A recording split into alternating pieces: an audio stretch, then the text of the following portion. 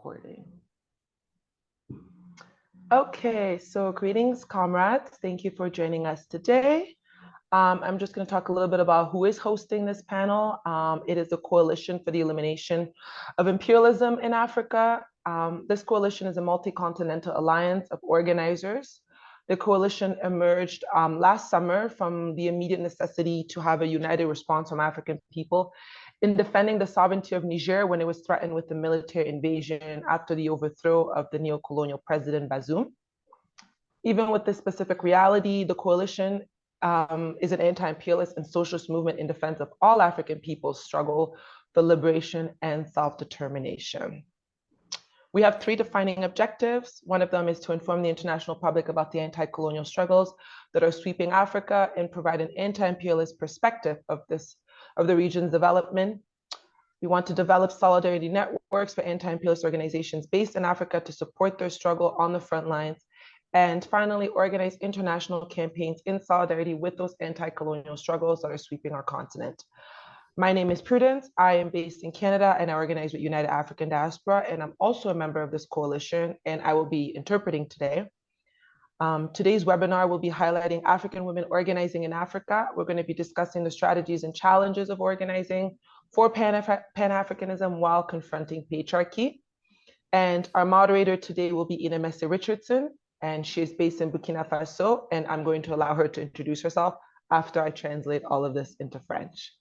So, salutations révolutionnaires camarades. Je vais parler un peu sur la coalition qui a organisé cette conférence. La coalition pour l'élimination de l'impérialisme en Afrique, c'est une alliance multicontinentale des militants panafricanistes qui a émergé l'été dernier face à la nécessité immédiate d'avoir une réponse unie des peuples africains pour défendre la souveraineté du Niger lorsqu'il a été menacé d'une invasion militaire après le renversement de l'ancien président Bazoum. Malgré cette réalité spécifique, la coalition est un mouvement anti-impérialiste et socialiste qui défend la lutte de tous les peuples africains pour la libération et l'autodétermination. Nous avons trois objectifs principaux. Informer le public international sur les luttes anticoloniales qui traversent l'Afrique et fournir une perspective anti-impérialisme du développement de la région. Développer des réseaux de solidarité pour les organisations anti-impérialistes qui sont basées en Afrique afin de soutenir leur lutte qui est en première ligne. Et finalement, organiser des campagnes internationales de solidarité avec ces luttes anticoloniales qui traversent l'Afrique. Moi, je m'appelle Prudence, je suis basée au Canada et je suis membre d'une organisation panafricaine qui s'appelle United African Diaspora, et je suis également membre de cette coalition. Et moi, je vais assurer l'interprétation aujourd'hui. Le webinaire va mettre l'accent sur les femmes africaines qui organisent en Afrique aujourd'hui. Nous allons discuter de leurs stratégies et des défis pour l'organisation, pour le panafricanisme, tout en confrontant le patriarcat. Notre modératrice est Inemese Richardson. Elle est basée au Burkina Faso et je vais la permettre de se présenter. Okay, thank you so much, Prudence. So my name is Inemese, or Inem, and so I'll be facilitating this discussion. I am a member of the All African People's Revolutionary Party and the All African Women's Revolutionary Union. I'm also a member of the Thomas Sankara Center for African Liberation and Unity, based out of Ouagadougou, Burkina Faso, where I live. And so we have a wonderful panel today. We have two wonderful sister comrades. We have Fatou Balora, who is based out of Ouagadougou with me, a member of the Thomas Sankara Center for African Liberation and Unity, as well as the All African People's Revolutionary Party and All African Women's Revolutionary Union. So why don't I give the floor to you, Prudence? You can translate that, and then Fatou will introduce herself with maybe explaining a little bit of the work that the Thomas Sankara Center and the AAPRP do, and then I'll introduce our second panelist. OK. So, comme je l'ai dit, son nom c'est Inemese Richardson. Elle est présentement à Ouagadougou, au Burkina Faso. Elle est membre du Parti révolutionnaire de tous les peuples africains, ainsi que l'Union révolutionnaire de toutes les femmes africaines. Elle est aussi membre du Centre Thomas Sankara qui est à Ouagadougou, au Burkina. Et Aujourd'hui, elle a aussi introduit notre première panéliste qui est Fatou Balora, qui est aussi basée à Ouagadougou au Burkina Faso et elle est aussi membre du Parti révolutionnaire de tous les peuples africains, ainsi que membre du Centre Thomas Sankara aussi.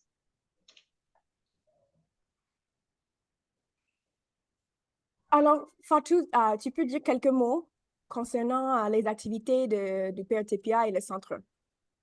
D'accord, je suppose que, excusez-moi, euh, comme Inem a déjà fait ma présentation, je vais juste parler un peu en bref du Centre Thomas Sankara.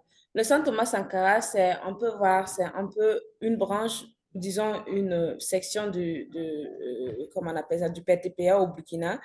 Mais au-delà de ça, c'est un centre révolutionnaire de formation, comment on appelle ça, idéologique et révolutionnaire. On a une bibliothèque panafricaine avec tous les documents, bon, je dirais en tout cas presque le nécessaire des documents, comment on appelle ça, de l'héritage laissé par nos ancêtres, nos dévanciers dans la lutte. C'est une bibliothèque comme on appelle ça, entièrement équipée par des documents panafricanistes et à la disposition de la population burkinabé gratuitement. Au-delà de ça, on a un programme avec les tout petits parce que on le sait déjà, peut-être que nous, on n'a pas eu cette chance de connaître la lutte d'être petits. On n'a pas eu la chance de comprendre ce que c'est que, de comprendre vraiment ce que représente l'Afrique pour nous, ce que représente cette lutte pour nous. Donc, on veut permettre à ces tout petits-là de faire leur choix. Voilà, de faire leur choix, de faire le choix de rentrer dans la lutte, de comprendre et de rentrer dans la lutte. Donc, on les apprend déjà avec ce programme de tout petits qu'on fait chaque semaine là. On les apprend à tout de l'Afrique, de l'histoire africaine, de la colonisation, de tout ce qu'il y a à valoriser en Afrique. On les apprend à être fiers de leurs origines, à connaître l'Afrique dans le profondeur même de son sous-sol. Voilà, un peu, disons, on les apprend des figures, des révolutionnaires comme on appelle ça, que ce soit Amical Cabral et consorts. Donc, c'est des enfants déjà qui vont grandir avec cet comme esprit idéologique. Voilà, maintenant, quitte à voir s'ils vont rester dans la lutte ou bien, bon, ça sera maintenant à eux de décider pour la suite. En tout cas, on va déjà les mettre des armes dans la main et on va voir ce qu'ils feront de ça. Et au-delà de ça, on a comment on appelle ça, on a régulièrement des discussions, projections, discussions, voilà, sur différents thèmes et différents pays. Voilà, ces discussions, ces projections de discussion sont ouvertes au public. On fait, comment on appelle ça, on prend le temps de comprendre telle ou telle situation, d'analyser telle ou telle situation et d'essayer d'apporter des réponses, des solutions à telle ou telle situation, comment on appelle ça, euh, toujours dans le même cadre de l'unification africaine et surtout en soutien avec tous les peuples qui luttent pour leur indépendance, peu importe leur situation géographique dans le monde. Au-delà de ça aussi, comme on appelle ça, on célèbre des journées emblématiques comme le 25 mai, qui est la journée de la libération africaine, et bien d'autres choses encore. C'est en grosso modo ce que je peux dire sur le Centre Thomas Sankara. Okay, so I'm just going to translate what Fatou said. She just talked about the Thomas Sankara and what they're doing. So the Thomas Sankara Center in Ouagadougou, it's a Pan-African Educational Center. It has a lending library in it with all types of revolutionary literature. It's like really one of a kind in that city. She talked a lot about the fact they have a weekly children's focused program where they teach kids about Africa's revolutionary history. They teach them about our different heroes. And she mentioned how, you know, like her generation, when they were young, they didn't have a chance, you know, to be taught these different things, right? Like they didn't get a chance to get this like revolutionary education, so that the fact that they now have the opportunity to pass on all this consciousness at such a young age, you know, because the kids are quite young that attend this weekly program, it's really quite an opportunity for them. In addition, the center also does regular screenings, movie screenings and like projections and discussions as well, relating to various topics, but also relating to like things that are happening like today, like that are very specific to the struggle right now. So like all in all, the center is amazing and everybody needs to support it because they're doing really great revolutionary Pan-African organizing. And it houses the APRP circle, like the work study circle also operates out of the center. Okay, so now we can introduce our second amazing panelist for today. So Zachariah Kehinde is based out of Ibadan, Nigeria, and she is a member of the Amilcar Cabral Ideological School movement. So I think Prudence, maybe you can translate that, and then we'll allow for her to introduce some of the work that the Amilcar Cabral Ideological School movement does. Did you say she's in Ibadan? Where did you say she's based out of? Yes. Yes. Ibadan, OK. So, notre deuxième panéliste, c'est Zachariah Kehinde. Elle se trouve à Ibadan, au Nigeria. Et elle est membre de l'école idéologique d'Amilcar Cabral. C'est son organisation là-bas au Nigeria. Et on va la laisser s'introduire et parler un peu de l'organisation. Et là, je vais traduire. Can I? Yes. Yeah, Do I have the floor? Okay, thank you. Solidarity's greeting. I'm by name Zachariah Kehinde. I'm a civil society organization, activist, a revolutionary, an advocate for gender equality, a member of Amilcar Cabral Ideological School. So Amilcar Cabral is a Pan-African revolutionary and anti-imperialist. It has been in existence since 2005. July 16, and the purpose is to fight for the interest of the masses. And also we focused on training the young mind, young cadre, and also building them for revolutionary purpose. So in Amilcar Cabral, we have our retreat once in a year, and also during the process, that's when we recruit our new cadres. And during the purpose, we always try to go with our 3C. We call it 3C, which is clarity. They need to be clear with the rules and the purpose of the organizations. Then we have convictions, like when you are clear, then you'll be convinced to join, and reason for you joining, it is for the purpose. So from the convictions, then there's going to be commitment. From the commitment, we feel like if you are committed to a struggle, then you'll be consistent. So those are the things we always work in for our young members. So I would like to say more, but because of time, I think I'm okay. Thank you. Okay, so Kenny, she's obviously a revolutionary, and she's also, I guess, I don't know, would I say why am I speaking in English? Sorry. This is supposed to be in French. OK, Kenny, qui est basée au Nigeria, elle est bien sûr une activiste, une militante panafricaine. Comme on l'a dit, son organisation est l'école idéologique d'Amilcar Cabral. C'est une organisation panafricaniste et anti-impérialiste basée au Nigeria qui a commencé en 2005. Ils sont très focalisés sur l'éducation des jeunes et surtout d'entraîner des jeunes cadres. C'est pour ça que chaque année, ils font c'est quoi le mot retreat in French? Ils prennent comme des voyages en fait annuels où on prend un groupe de cadres et on les emmène quelque part pour pouvoir encore focaliser, faire comme une éducation un peu plus intensive, n'est-ce pas? Elle a aussi parlé de 3 mots fondamentaux pour qu'ils essayent vraiment de mettre l'accent dessus. C'est la clarité, la conviction et c'est quoi commitment en français? My French is leaving me. On peut dire dédication. La dédication, n'est-ce pas? Donc ça, c'est comme les 3 thèmes de ces voyages qu'ils emmènent les jeunes cadres et qu'ils essaient vraiment que ces valeurs soient en eux pour qu'ils soient vraiment prêts à être des cadres professionnels pour cette organisation. Bon, je pense qu'en grosso modo, c'est ça. Okay, so we're really, really excited to have this panel. As you might notice, our sister comrade Segunda from Guinea-Bissau couldn't be on with us. Unfortunately, she had a family emergency that prevented her from being here. We did actually initially invite maybe about 6 or so women, each from different parts of West Africa region. And one by one, different things came up that prevented their ability to be here. So I think, that might speak also to some of the structural and material difficulties and challenges that we face as women organizing in the West African region. But we are very happy and very privileged to have Fatou and Kehinde with us here. I think, in a way, it really worked out because we'll be able to have a more intimate and more conversational type of dynamic. And I feel like, personally, I have very close connections to both Burkina Faso and Nigeria. So I think this will just be like an interesting discussion for us.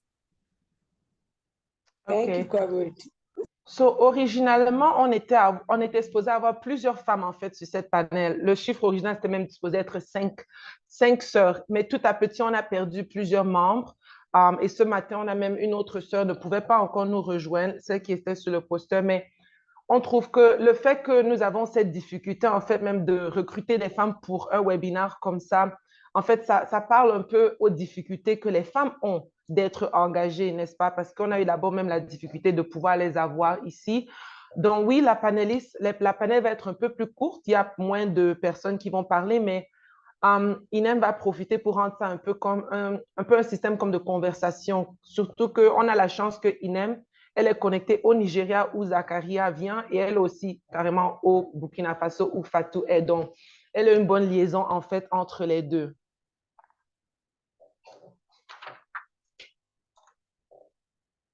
Okay, so why don't we get started with the questions?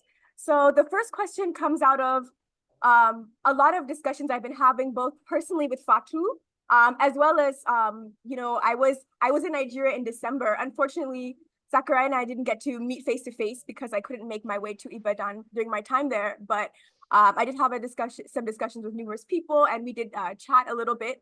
And so I think out of a lot of the conversations I've been having recently, you know, this question has been in my mind, which is a very basic one. It's just, you know, to start out with, like, how are we just received as, you know, women organizing in the West African region in our specific locations, you know, in Burkina Faso and in Nigeria? What are some of the typical reactions that we get as women who are extremely sort of like politically educated and politically engaged, both within Pan-African spaces and then also like when we go out into the general public with our ideas and our politics? What is the reception?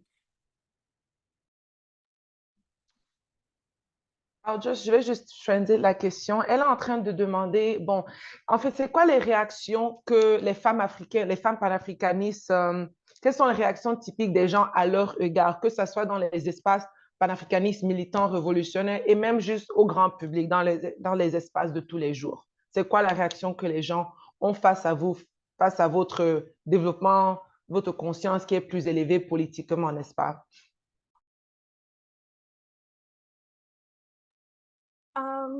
There's not really any order. Okay, Fatou, since you are muted, you can speak. La question, c'est à moi? C'est à vous deux, mais tu peux répondre. Et puis, comme tu as déjà découpé le micro.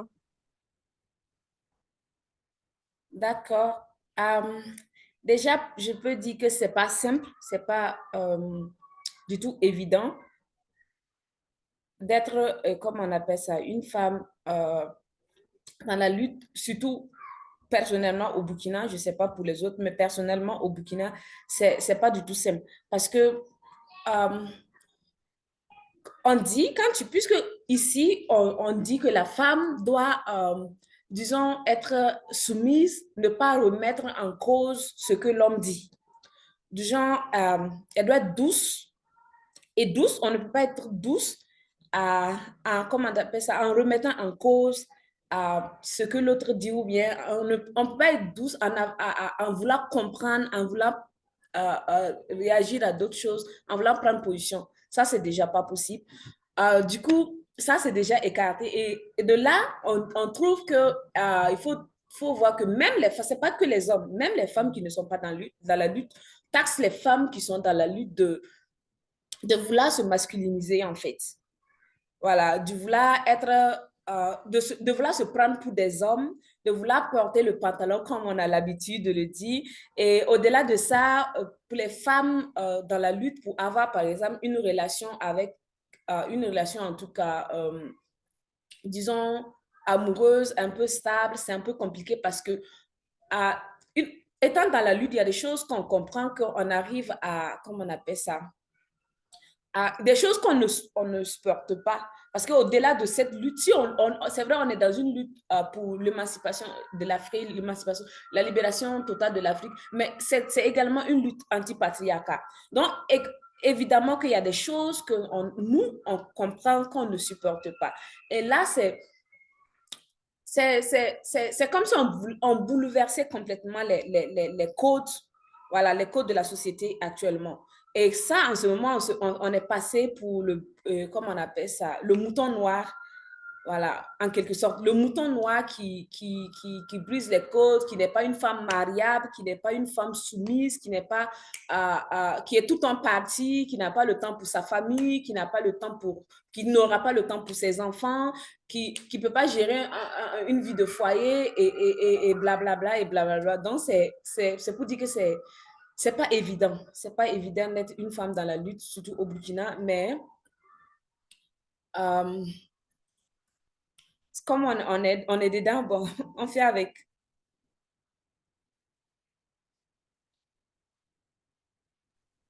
Okay, this is great. Okay, so Fatou was saying that being a woman, and she mentioned like this is within the context of where she is in Burkina Faso, right? Someone who lives there. She said it's not simple. It's not simple to be a woman who's engaged in the struggle because here women, she said a lot about, she used the word soft, that women here are expected to be soft, right? And you can't reconcile being soft with being outspoken or with being someone who has an opinion that opposes a man's opinion, perhaps, right? Or to take very strong positions. And this kind of reaction, she mentioned, you don't just get that from men, but you actually get it from women as well, women who are not in a struggle, who then, they call women who are engaged in a struggle, women who are manly, that their behavior is too masculine. They are trying to take the place of the man, right? And then she also talked about that, as a woman who's engaged in a struggle, right? There are certain things that like she no longer accepts. Like there's certain things that she now understands as not being acceptable, which then, which I guess puts her in a position where she has these stronger positions and she has these strong opinions, and then she's now seen as this black sheep essentially, right? And women like that, women who are in the struggle, are more conscious and don't accept certain things, right? These are women who are deemed as not as desirable, not as marriage material. This is someone that's seen as she's kind of in a way kind of has abandoned her family because she doesn't have as much time for her family because there's other activities for her to do, right? So all in all, it's not easy, but got to do it. Basically what she said. Thank you, Prudence, and thank you, Fatou. Okay, Zachariah, how would you respond to this? What are some of the typical reactions that you get organizing on the ground in Ibadan, Nigeria, with your political sort of commitments and your ideology? Okay, thank you, Comrade. Actually, the reaction people have is actually very like among the general opinion. So I would like to use the general opinion before I go to my to go with like Pan-African like space. So from the general opinion, like Nigeria society is a patriotic society. So and they see men as authority over women, which is a power structure that man is the dominant. So when they see a woman, when they see like revolutionary women, so they feel threatened. They feel threatened that someone is there to challenge the status quo, the existing law, like the norms that seems normal to them. And also this always leads to oppositions to revolutionary ideology. Like they see women as radical and threatened to the status quo. So they feel like their power and authority will be challenged.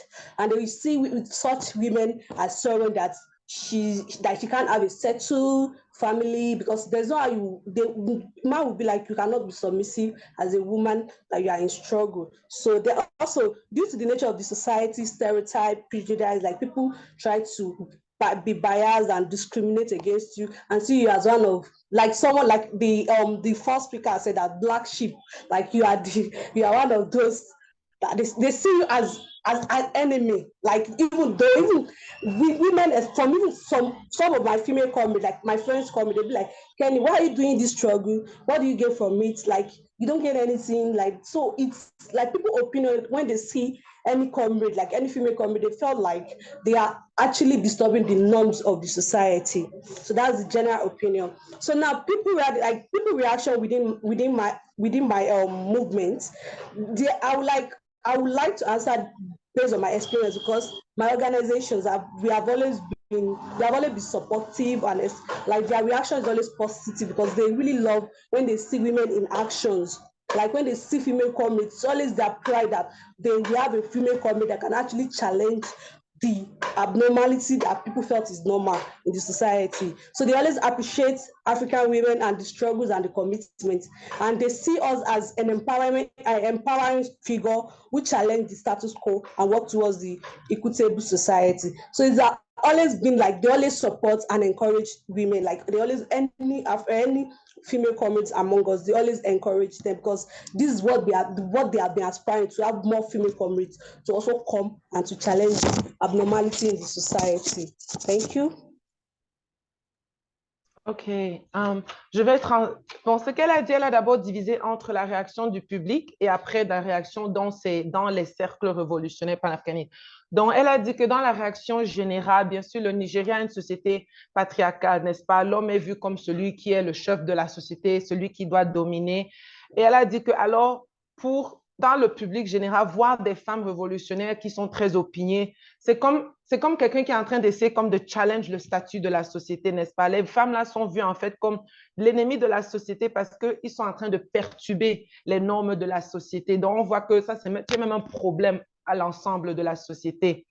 Et elle dit pourtant dans ces cercles, dans son organisation, les hommes, ses camarades hommes, ils apprécient cette perturbation, ils apprécient le fait qu'une femme panafricaine, une femme révolutionnaire, elle challenge en fait le statu quo. Donc, elle trouve que c'est dans son cercle, dans son organisation révolutionnaire qu'elle est beaucoup soutenue parce qu'ils comprennent l'importance de cette perturbation en fait, que les femmes panafricanistes qui sont très hauts, qui ont beaucoup d'opinions, offrent à la société.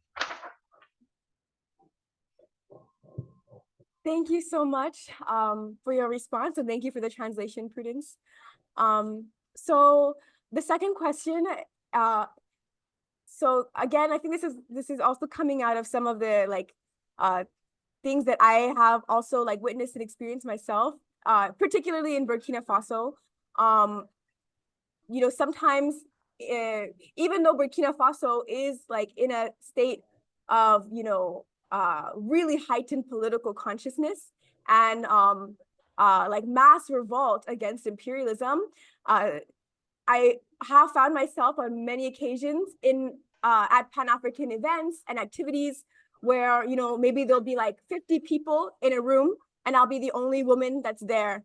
And so just I guess speaking personally and thinking about also again conversations I've had with sister comrades, sometimes it does feel like there's a bit of a loneliness to being a woman organizing for revolutionary Pan-Africanism, at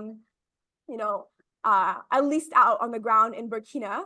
And so one of the ideas behind this panel was that we had wanted to invite women from all across the region so we could kind of begin planting some sort of seed of connection between us, having a conversation that could lead to some sort of relationship between women organizers across various West African countries. And unfortunately, we didn't really get to have as many of the panelists as we would have liked, but we do have two excellent panelists. So the question is, what can we do to connect among each other as revolutionary Pan-African women who are organizing in West African region? So what can we do to kind of build a relationship and begin to know and work together? So I'll let Prudence translate the question and then we'll give it to Zachariah first. OK, donc Inem a d'abord un peu, avant de poser la question, elle a un peu parlé, même la question qui est, en fait, elle veut savoir, n'est-ce pas, parler un peu du fait qu'on sait que, bon, il n'y a peut-être pas beaucoup de femmes panafricaines engagées, n'est-ce pas? Et peut-être celles qui sont engagées peuvent se retrouver dans des situations où ils sont peut-être seuls, n'est-ce pas? Et ils se sentent un peu éloignés ou isolés. Et c'était même d'abord une conversation qu'elle a eue comme ça avec certains de nous qui a même mené à la création de cette conférence, n'est-ce pas? C'est pour ça qu'on s'est dit que nous devons commencer à vraiment être un peu plus intentionnels à relier les femmes panafricanisme ensemble parce qu'on sait que d'abord, on est peu et on est encore isolés. Donc, c'est même la raison pourquoi on a eu ce panéliste. Et la question est que nous savons que beaucoup de femmes panafricanistes à travers l'Afrique de l'Ouest qui n'ont pas vraiment des partis de masse, n'est-ce pas, établis en Afrique de l'Ouest. Comment est-ce on peut créer des liens entre les femmes panafricanistes dans cette région, qui vivent dans différents coins de cette région, afin que on pouvait d'abord se connaître et aussi nous pouvons travailler ensemble. Okay. Yeah. Thank you, comrades. So, building connections among revolutionary Pan-Africa is very important to the African struggle. So, my suggestions and what I felt like it could be of so one, I felt creating online platform. I know we always have a way to connect, but I felt creating this online platform is a way that we can actually come together. We can collaborate together, we discuss, we organize an event and share ideas. So also it will be a way to get to know more of our female comrades. So then organizing regional conference or garden, like I felt we should organize regional conference. This will also provide opportunity for women from different areas to come together. And also we can invite the experts like people like revolutionary women that they have an experience, experts in Pan-African struggle. Also it will serve as an inspiration for the coming young women to also see, like, when you see people you inspire, people that you see they can share the history of African women in a detailed way, then when you see them, you feel so like inspired and encouraged to even like, okay, what are they doing there? So I felt these are another ways we can actually connect and have a strong. The mentorship program, I felt the essence, like if we were to actually encourage more African women, I felt there should be a mentoring program for women so that they can actually have a training. People can learn from experienced comrades, and guide the young revolutionary women.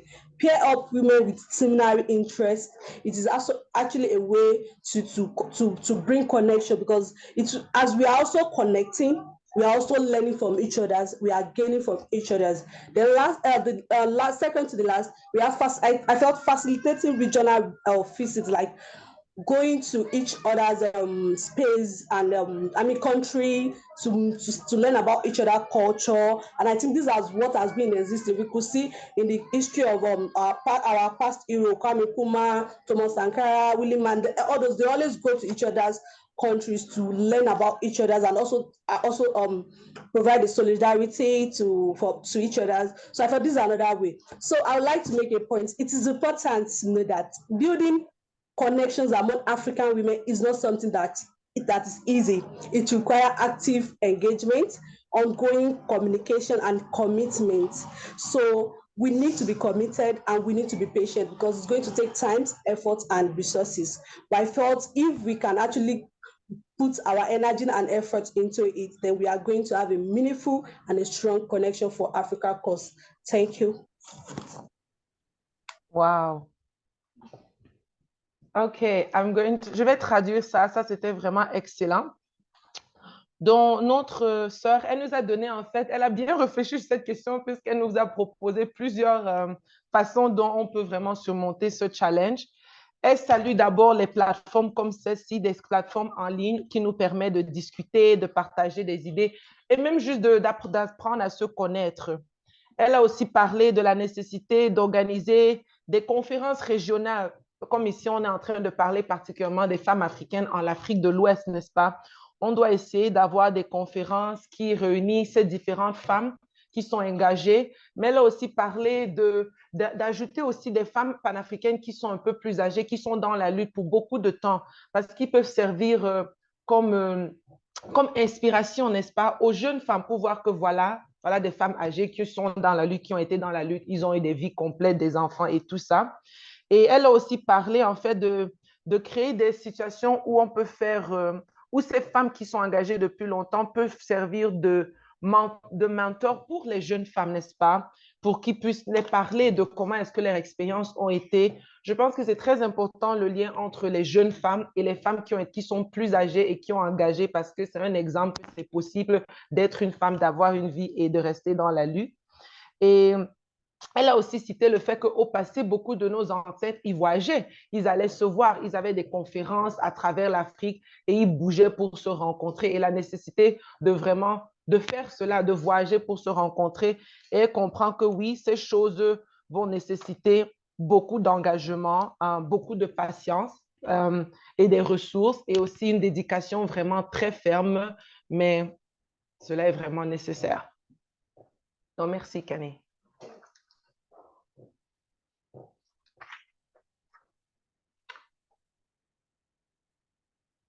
Thank you so much. That was a really wonderful response. And I really appreciate, you know, what you said about mentorship that was great because I haven't thought about that yet. So I really appreciate you raising it. Fatou, how would you respond to this question? So just to repeat the question again, so what can we do to build relationship between revolutionary Pan-African women who are living in different places, so that we can have some way of knowing each other and working together? Tu veux que je répète la question en français? Non, c'est bon. OK. J'applaudissais tout à l'heure la camarade Zakaria parce que en vrai, elle a tout dit. Elle a tout dit par rapport à ça. Il faut reconnaître que le problème qui manque actuellement, c'est comment on appelle ça? À la lutte des femmes en Afrique, c'est cette connexion. Et cette connexion, qu'elle soit physique, qu'elle soit, comment on appelle ça, je dirais à travers les réseaux sociaux et tout ça, il en manque beaucoup. Et ce genre de panel, c'est déjà en plus parce que ça va nous permettre non seulement de se rencontrer, de se connaître, même si c'est virtuellement, parce que elle, personnellement, je ne la connaissais pas. Mais là, ça fait déjà un contact de plus dans la lutte. Et il faudrait travailler à voir comment créer cette connexion parce que les déplacements, il ne faut pas oublier, c'est très compliqué en Afrique actuellement. Pour aller de tel pays à tel pays, il faut excessivement de moyens et tout ça, donc c'est compliqué. Mais on a chance, c'est qu'on a des réseaux sociaux et on pourra en profiter, comme on appelle ça, amplement. Donc, ça sera de créer une connexion, de créer des, comment on appelle ça, je dirais, pourquoi pas créer une plateforme, je ne sais pas, en tout cas créer quelque chose autour duquel on pourra peut-être se rencontrer de temps en temps. On peut, par exemple, dire une fois par mois, on a, comment on appelle ça, comment on appelle ça, une rencontre. Voilà, une rencontre entre les femmes qui sont dans la lutte en Afrique. Une fois par mois, on se rencontre pour discuter des, comment on appelle ça, des réalités, comment on appelle ça, ce qu'on peut apporter dans la lutte, qu'est-ce qu'on peut corriger et tout ça. Quelle femme a besoin de quel soutien et tout ça. Donc, je pense que si on essaie de faire comme ça va beaucoup nous aider. Et dans cette connexion, ça va également permettre de trouver des opportunités pour pouvoir se déplacer comme la camarade l'a suggéré.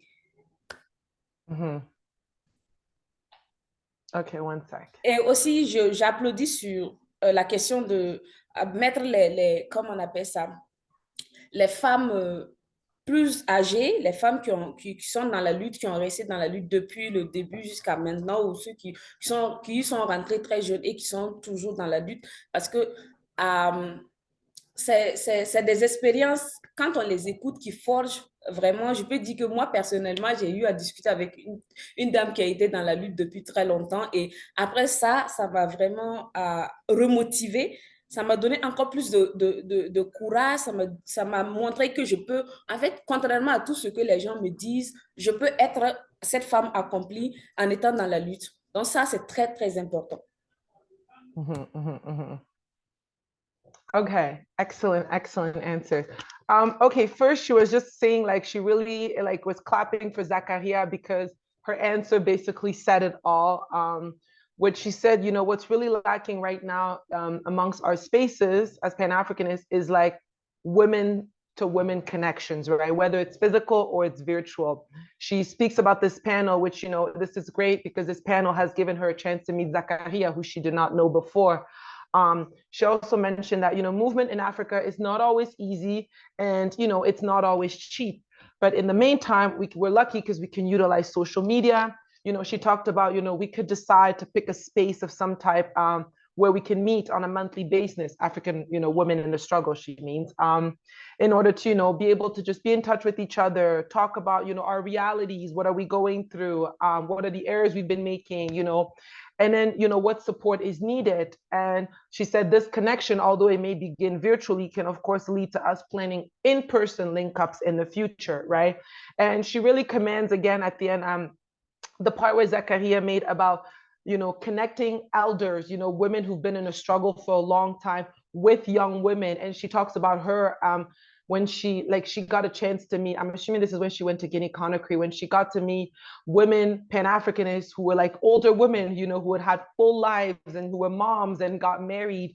And it was really inspiring for her to see that, yes, I can be in the struggle and I can have all of that as well, So she thought that was quite moving to her. So she really salutes the comment about like the necessity to linking young women with elders who are in the struggle as, a form of inspiration, and to just keep us in the struggle, because it's possible to have it all, I guess. Thank you so much, Fatou, and thank you again for the translation. So the next question, we've already mentioned some of the challenges that face women in our organizing areas, but maybe we can now speak about so what are some of the biggest challenges, maybe besides those we've already mentioned, that prevents some women from being able to fully commit to joining revolutionary Pan-African organizations? And also, what can our organizations do to better recruit and also retain the women that we have recruited? OK, so la question, c'est, on a un peu parlé des challenges, oui, mais peut-être qu'on peut parler des défis spécifiques ou les plus grands défis, en fait, qui empêchent vraiment les femmes à s'engager pleinement dans les organisations révolutionnaires panafricanistes. Et qu'est-ce que nous pouvons faire dans nos organisations? Qu'est-ce que les organisations peuvent faire pour surmonter ces challenges et pouvoir recruter et aussi retenir les femmes dans les organisations?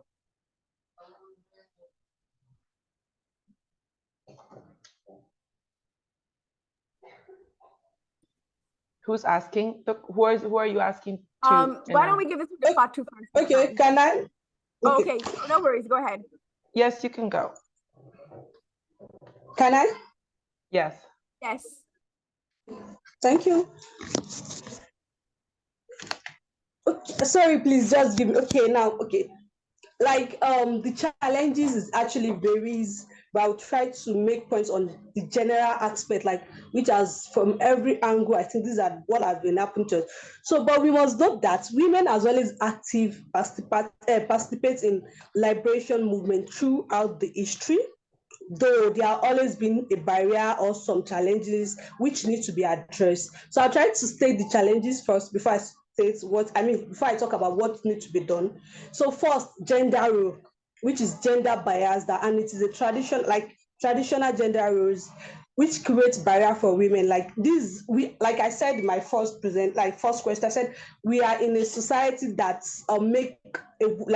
they see women that they should actually be at home and not to be like, they don't see them in the forefront, like coming and defending for their rights. So traditional gender role has always been one of the factors that has always hindered the women in participating, which always leads to exclusions from decision making. These are one of the factors that has always been affecting the women.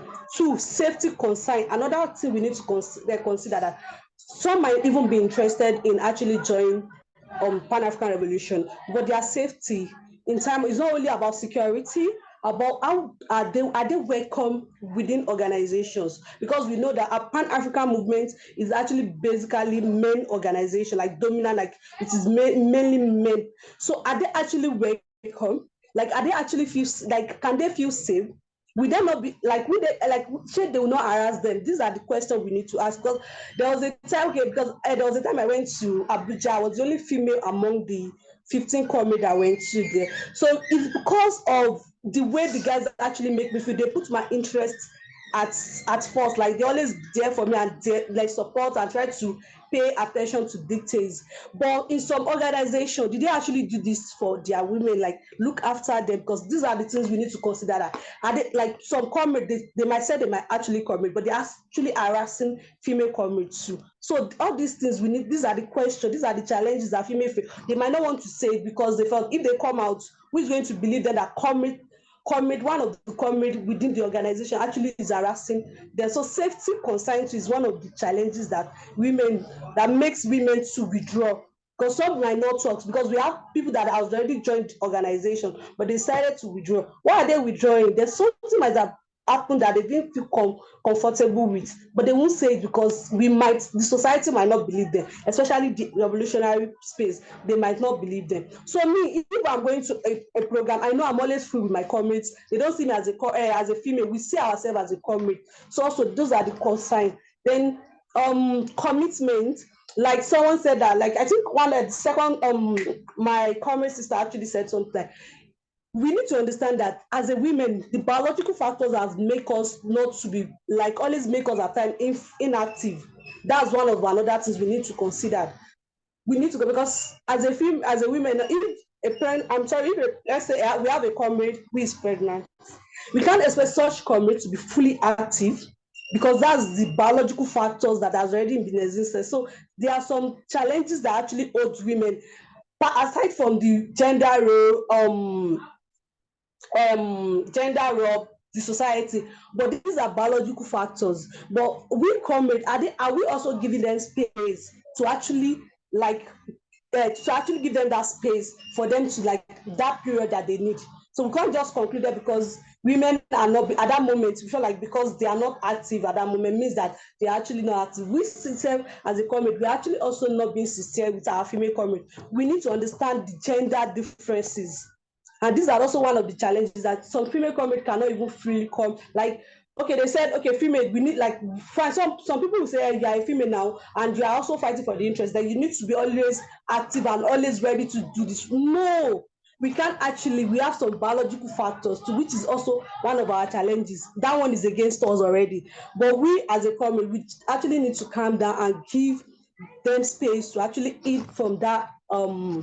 Then we have lack of resources and support. That's another one that we should consider, that it has not been easy for a female comrade to actually is being in the struggle. We actually need support, understanding, courage. Like these are what we actually need as a female comrade, because to come outside to fight against a lot of people is actually not easy. Is that if a man go to a society and was like, okay, let's do this, let's do that, they actually always welcome them. But we women, if we went, like they won't give us audience. They feel like who is talking. Like those are the things that it always discourage women, that even if I want to say something, they will not welcome my opinion, which is actually bad. So we need to support the interest of the women. And also we should try to create a networking for women, like let them network, let them also be in the leadership role. Also, if you give them the chance, that's also another way to also overcome that. Because when a woman is not well, when we are not giving them, because I can actually say some specifically organizations that I witnessed in Nigeria that they said they are for interest of the masses, they are Pan-African, and they are actually going against, they are not supporting their women. They still allow the women to be at the back seats. So even these are the challenges that it happens within organization space. It's not only within society, organizational space, and lack of ideological training for the African women too. Because I felt when you are ideologically inclined, it will be easy for you to actually fight for the interest. If you don't understand what you are fighting for, if you don't understand the cause of the struggle you're actually fighting for, it won't be easy for you to actually fight for such cause. So that's those are my points. I felt lack of ideological training is also one of the reasons, like one of the challenges that women are also having. So also what can be done? What needs to be done now? I think through education, we need to educate our comrades ideologically. Training is very important to overcome, like for more understanding about Pan-African movements. What is actually revolutionary? Like what we actually mean by revolution? Because I'm very sure majority of comrades are hearing about Pan-African revolution, anti-imperialist socialism. Did they actually understand it? Do we actually understand this, all this the purpose of this organization, the purpose of why we are here? Do you actually understand it? The leadership opportunity, giving opportunity for what needs to be done. We need education. Like then this leadership opportunity, we need to provide opportunity for women to take leadership role within Pan-African organizations by supporting and encouraging them. Then creating awareness. We need to create awareness for our people, like within our members. Let them know what Pan-African Revolutionary Women is for and how they can actually join. What are the things they need to do? So we need to start creating awareness among our environment, within our environment, before we now come outside to the world. Okay, we are trying to do. Let's just start from our home. It's just like let's start from our community. Awareness, creating that awareness. We need to let people be like, women voice need to be heard. Like we must be known. So these are what we also need. Then lastly, I think engaging the young women too, that is very important. We need to start training children from this young age. From the young age, I think we need to start training the young, especially young, like let them see, because in Africa now, they train a girl child to be, like they train her for only marriage sake. So we need to start from our home to train the young girls to be self-dependent, to be able to comfort any kind of abnormality, any kind of norms that is not okay in the society. So lastly, we need to work beyond librarian feminism and gender and advocacy for. My whole point here is that we need to work beyond librarian feminism and advocacy for gender rights. What we need to do, we need to start to fight for the interest of the women, and also struggle to fight for the, like, to uproot the problem from the grassroots, and which is the capitalists. As a revolutionary women, we are not only fighting for the advocating of the women voice to be heard. No, we are also challenging the capitalist system. That is what actually bring about patriotic society, inequality in the society. That's the cause root. That's the beginning of injustice and inequality in the society. So I felt we need to start not only fighting or advocating for the rights of the African women, but also to start fighting and challenging the capitalists together as a Pan-African movement people. Thank you. OK, je vais... Yes. Prudence, sorry, take it away. OK, thank you. Je vais traduire ce qu'elle a dit. Bon, elle a d'abord parlé... une première barrière, d'abord, c'est les rôles traditionnels que nous trouvons dans les sociétés africaines, n'est-ce pas, ou le rôle traditionnel des femmes versus le rôle traditionnel des hommes, ce qui crée d'abord une barrière pour les femmes si on met déjà les hommes en haut, les hommes comme celui qui doit parler, ce qui doit avoir la voix la plus forte, n'est-ce pas? Elle a aussi parlé de la sécurité des femmes, en fait, dans ces organisations. Elle dit que beaucoup d'organisations, comme nous le savons tous, sont dominées par les hommes, n'est-ce pas? Et elle a parlé d'elle-même, elle s'est déjà trouvée dans une situation où elle est allée dans un voyage comme ça et elle était la seule femme dans un groupe, tout le monde était un homme à part elle. Et elle parle que quand on est dans une ambiance où il n'y a juste que les hommes et peut-être le nouveau membre, c'est une femme, quand on se trouve dans une situation où peut-être la femme là maintenant, elle est peut-être harassée par un membre homme, c'est difficile pour elle maintenant d'aller dire, de s'adresser à l'organisation parce que quelle est la chance qu'on va la croire, elle, nouvelle femme dans une organisation remplie d'hommes qui sont là depuis, n'est-ce pas? Elle a aussi parlé du facteur biologique, bien sûr, les femmes tombent enceintes.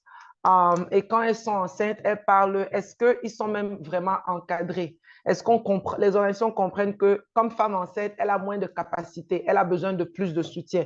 Est-ce que ces organisations, est-ce qu'ils sont là pour l'encadrer pendant ces moments? Est-ce qu'ils sont supportifs? Elle a aussi parlé de la nécessité qu'on mette les femmes dans les rôles de leadership, que certaines organisations, ils vont parler, oui, la libération de la femme, et quand on voit dans leurs organisations, les femmes occupent la place la plus basse dans leur organisation. Elle a parlé que c'est important même pour motiver d'autres femmes, que quand ils viennent dans une organisation, ils voient aussi des femmes en haut, les femmes qui parlent, ceux qui sont vraiment dans le leadership. Elle a aussi beaucoup parlé sur la nécessité de l'éducation politique, surtout une attention sur l'éducation politique des femmes, n'est-ce pas? Et une éducation Et dans ça, elle a aussi parlé même de la nécessité de commencer cette éducation à un très jeune âge. Elle dit qu'en Afrique, c'est coutume pour nous de commencer à enseigner les jeunes filles comment être une bonne femme, une bonne madame de maison. Mais il faut aussi enseigner un enfant, une femme, une jeune fille, un enfant, comment être, on doit lui parler aussi d'une éducation politique à un jeune âge, comment être révolutionnaire. Ce n'est pas toujours comment être la femme de quelqu'un. Donc, elle a beaucoup, beaucoup mis l'attention sur la nécessité de l'éducation politique et d'enseigner les femmes vraiment de comprendre que l'ennemi, c'est le capitalisme. Nous devons être des camarades contre le capitalisme. C'est ça votre ennemi. Donc, elle a beaucoup mis l'attention sur la nécessité de l'éducation politique et aussi c'est quoi awareness en français? Me and my French that's leaving. Conscience? Oui, de lever la conscience, oui, thank you, de la société en ce qui concerne les rôles des femmes, n'est-ce pas? Il faut que ce ne soit pas juste les femmes, en fait, qui sont en train de se battre pour cela, mais on doit essayer de soulever la conscience de la société pour qu'ils comprennent que les femmes ont besoin d'être actives dans la révolution, ils ont besoin d'être actifs sur d'autres coins, pas juste du côté maison, enfant, bébé, mari. Et c'est tout. Thank you so much. Thanks for your response and again for the interpretation. Fatou, should I repeat the question or okay? The question is, what are the biggest challenges that are preventing women from being able to fully join, or at least some women from being able to fully join revolutionary Pan-African organizations? And what can organizations do to better recruit and retain women? Donc, elle répète la question, quels sont les plus grands défis qui empêchent les femmes à s'engager pleinement dans la lutte et qu'est-ce que les organisations peuvent faire pour recruter et aussi retenir les femmes?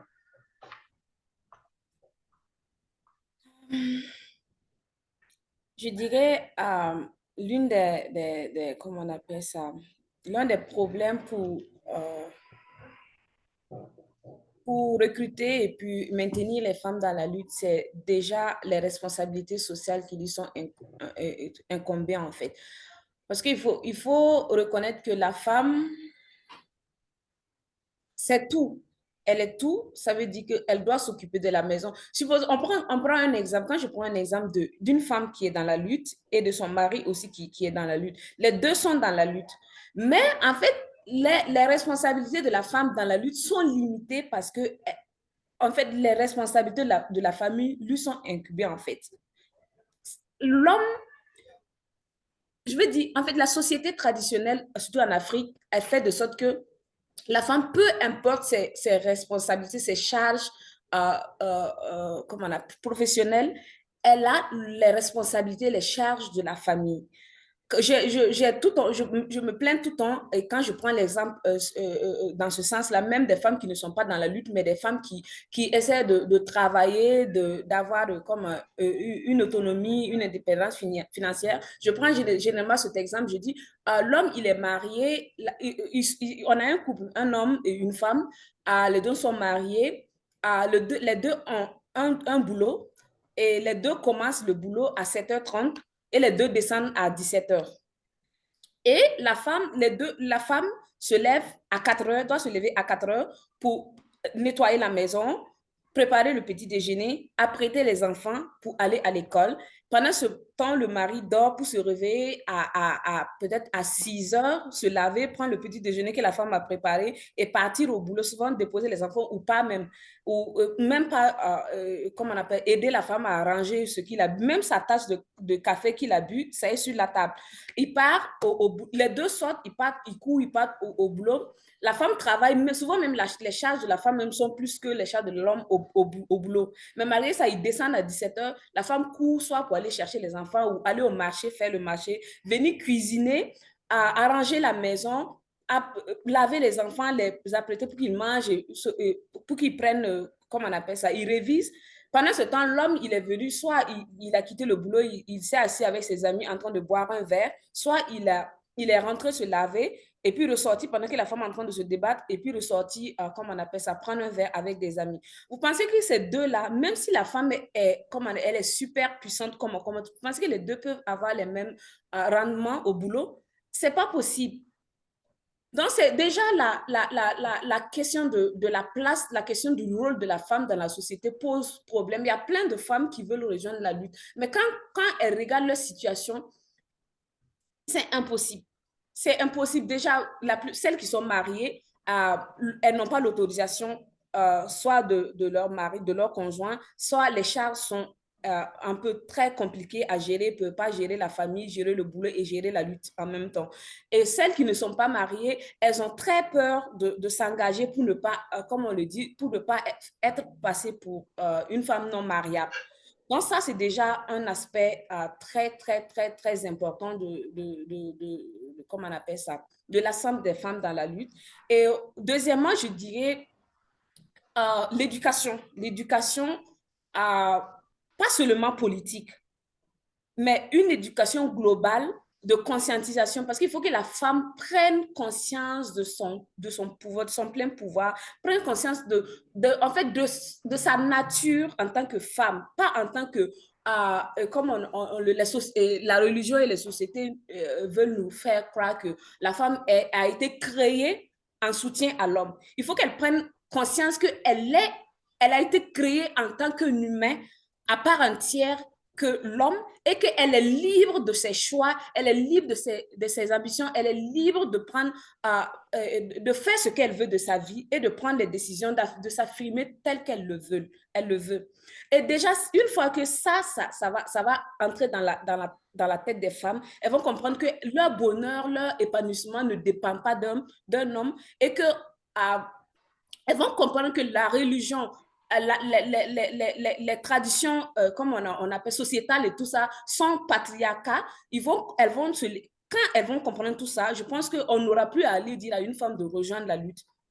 Ça, c'est un problème de conscience. Déjà, actuellement, pour le côté professionnel, c'est en train de changer un peu. On a espoir parce que de plus en plus de femmes se battent pour leur carrière professionnelle que pour un foyer.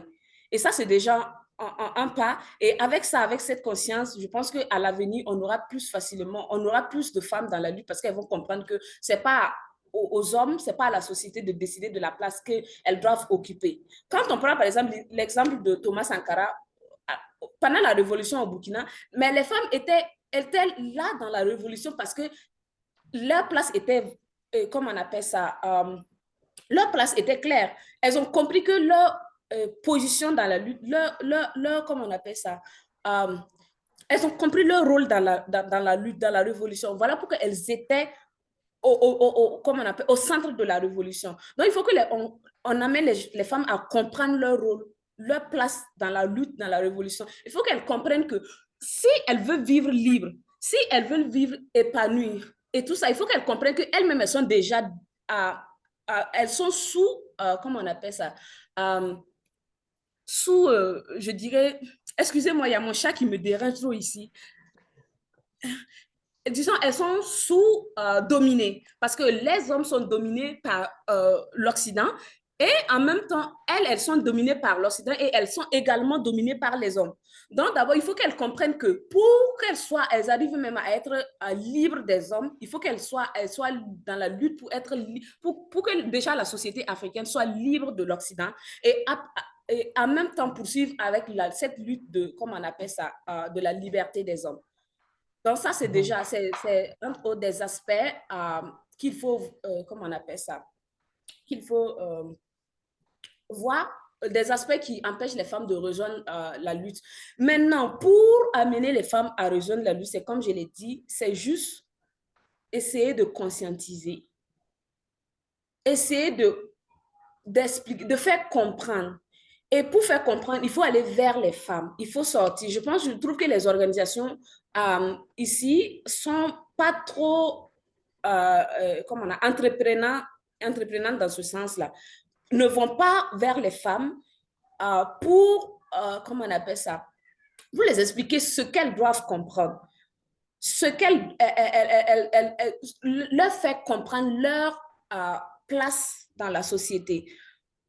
Si, comme on le dit, comment on appelle ça, la mosquée ne va pas à Mohamed, Mohamed ira à la mosquée. Ça veut dire que si les femmes ne viennent pas aux organisations, c'est aux organisations d'aller vers les femmes, où qu'elles se trouvent, dans les marchés, dans les écoles, dans les lycées. Comme la camarade l'a dit, il faut commencer très tôt. Partout où les femmes sont, il faut que les organisations arrivent à aller vers ces femmes-là pour les, comment on appelle ça, pour les amener d'une certaine façon à comprendre, parce qu'on on peut pas obliger quelqu'un à venir dans une organisation. Et on ne peut pas aussi, même si on propose des avantages, genre de l'argent, quelqu'un à venir, par exemple, dans une organisation, quand la personne peut venir, mais quand cet argent ne sera plus là, la personne s'en ira parce qu'elle n'est pas venue avec une conviction. Donc, l'idée, c'est quoi? C'est de les faire comprendre, les mettre au devant des choses et les laisser choisir. Et ce soir, je vous assure qu'une fois fait, c'est à vie. Donc, c'est aux organisations de, si les femmes ne viennent pas, de sortir, d'aller vers les femmes, de causer, de faire des choses avec ces femmes pour qu'elles comprennent qu'elles sont très importantes dans la société.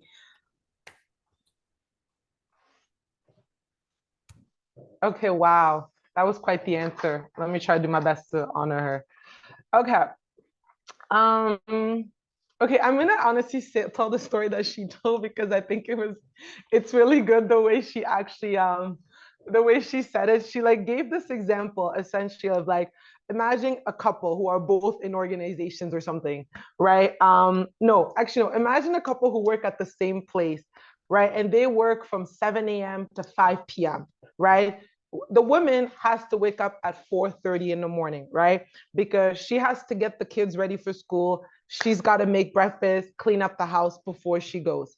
The man only has to get up at maybe 6 a.m., eat the breakfast that she already made, and just heads off to work. Because again, the mom has already taken the kids to school. After work, work's done at 5, but she can't go home right away because she's got to go to the market first. Then she has to go home, prepare the food, do all that, get everybody ready for bed. Well, as the man can finish work at 5, stop somewhere, go for a drink, then come home, eat the dinner, relax, and watch TV. Now, can we expect the man and the woman within this relationship to give their same capacity at work, right? And then she brought it back to the thing is like there are women in organizations who want to be as engaged as men, but they are overwhelmed by their social responsibilities, right? Because women do so much in their family life, right? So she talked about, yes, women want to be in a struggle, but they can't really see how they can fit that into their already overwhelming schedule, right? So the married women are like, I don't know how I can do this. And then the non-married women fear joining organization because, oh, well, now I might look not wifey material and lose out on the chance of that family life, right? And she really, really emphasized on the need for the education of women because women, they have to understand that they were not created as like some companion of men or something. They were created as their own individual, fully capable of making decisions for themselves, right? And that they have to be able to understand that, these, gender roles that have been kind of, that we've decided that's just the way it is, this is not something they should just accept, right? They need to understand this is like, these are symptoms of patriarchy, right? They have to understand that there's more to life for them than just being a wife and a mom, right? And this understanding can only come through like constant political education, right?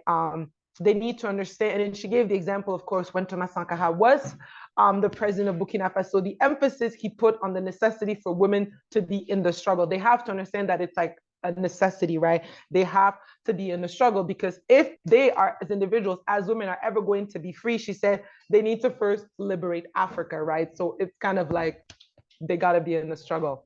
And then I really like the thing she said, if Muhammad won't go to the mosque, you got to bring the mosque to Muhammad. And she said that to mean that if women are not going to organizations, organizations must go to women, right? They have to find where are the women in their society? Are they at the market? Are they at schools? But the organizations must go to those women. They have to find them. They have to try to speak to them and recruit them. And again, make them understand that it is so critical for them to join the struggle. And then what else? Did I get that? Do you think I got that?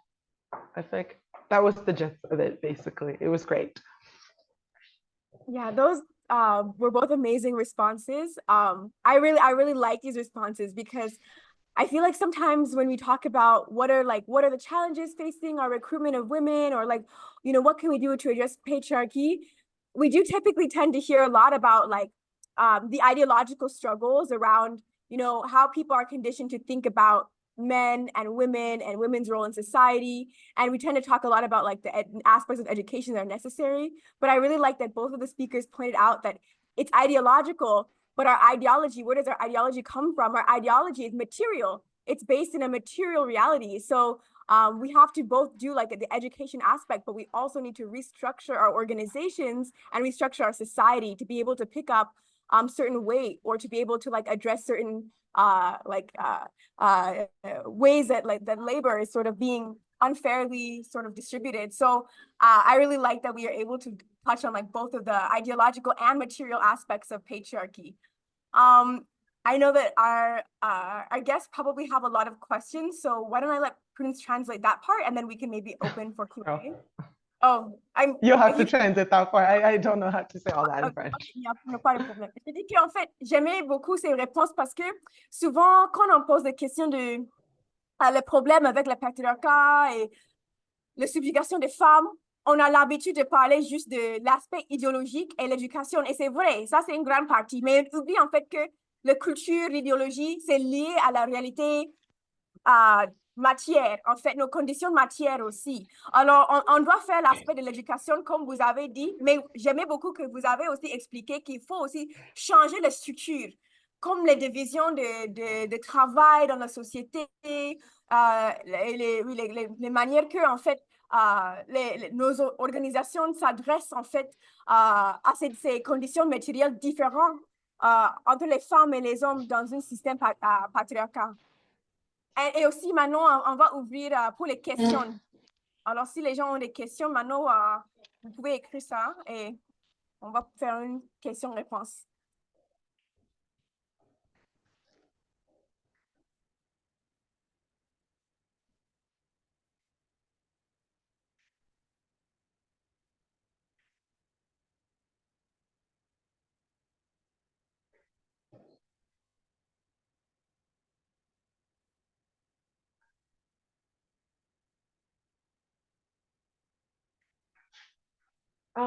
Okay, yes, there's a sister here.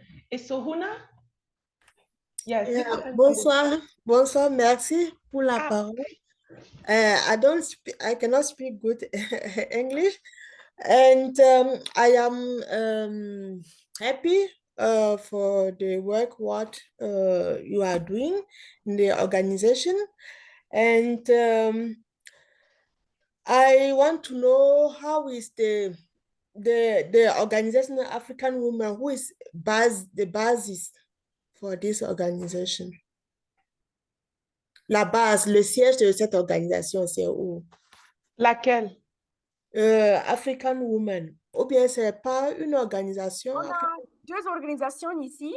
Alors, on a peut-être pour les femmes africaines, il y a une qui est l'Union révolutionnaire de toutes les femmes africaines. Alors, il y a ça. Et puis, l'autre sœur est avec Amilcar. Pardon, l'Union quoi? L'Union révolutionnaire de toutes les femmes africaines. L'Union révolutionnaire de toutes les femmes africaines. Oui. Et alors, puis? tu peux répondre à sa question. Bon, j'aimerais savoir, comme vous m'avez dit, l'Union révolutionnaire de toutes les femmes africaines, j'aimerais plutôt avoir les contacts pour entrer en contact avec l'organisation, parce que je me suis dit que, le panafricanisme, c'est une cause très noble que nous faisons. On a eu un moment sombre dans notre histoire qui est la colonisation. La colonisation, je considère la colonisation comme... je compare ça à un phénomène, problème nature catastrophique qui vient, qui bouleverse, qui détruit tout. Et si le temps passe, il faut qu'on rebâtisse tout ce qui a été détruit par la colonisation et pour réhabiliter la culture africaine et poser des actes. Il ne faut pas rester seulement dans la théorie, aussi poser des actes concrets pour atteindre ses objectifs. C'est pourquoi, bon, je trouve bon que, bon, on soit liés dans des réseaux pour pouvoir, comment on appelle, s'échanger, échanger les idées afin que chacun puisse voir comment il peut agir dans sa nation pour pouvoir aider les femmes à évoluer et tout ça. Et Est-ce que comme je on peux- l'a dit Oh. dès le début, il s'agit d'aller vers les femmes et puis, il est certes, ce travail c'est dur, mais il faut faire ça. Et je sais que, bon, ce que j'ai constaté est que quand des personnes se mettent ensemble pour faire de bonnes actions et qu'ils rencontrent des obstacles, ils sont démoralisés, découragés et ne veulent plus faire. Moi, je trouve que, bon, il faut être persévérant dans ce que l'on fait. La vie est faite de ça, de problèmes et d'obstacles qu'il faut surmonter.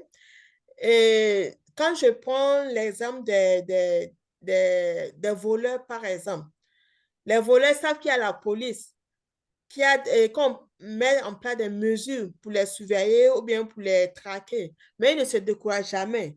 Ils sont ingénieux et puis ils ont toujours de nouvelles idées pour contrecarrer les policiers et tout ça. Donc, nous qui militons pour de bonnes causes, nous devons savoir en tant que notre tâche est difficile, mais on ne doit pas se laisser décourager par les obstacles qu'on va rencontrer. Il faut savoir que même si on n'a pas pu atteindre un grand nombre de personnes, au moins, ce qu'on a pu faire là, ce sont des graines qu'on a semées qui vont pousser et porter des fruits plus tard. Et si chaque génération fait ça, bon, au fur et à mesure, bon, par la grâce de Dieu, on va se relever un jour.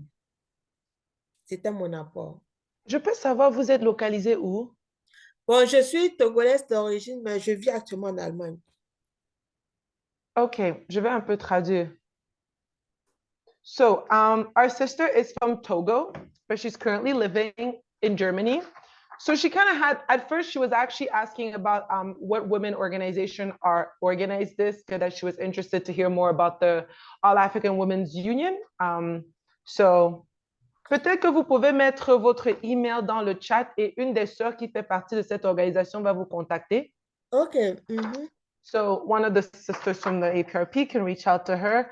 So she talked about how colonization is a catastrophic phenomenon that destroyed everything, right? And now we're in the process of rebuilding and rehabilitating African culture. She talks about the necessity to build networks amongst women.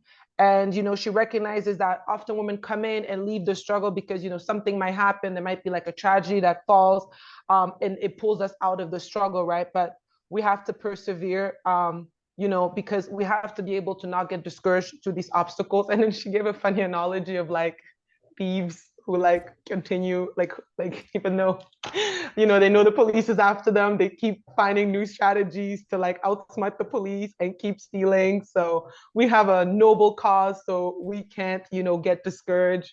We need to keep pushing through despite whatever challenges that might pull us out of the struggle. We have to find ways to stay in the struggle.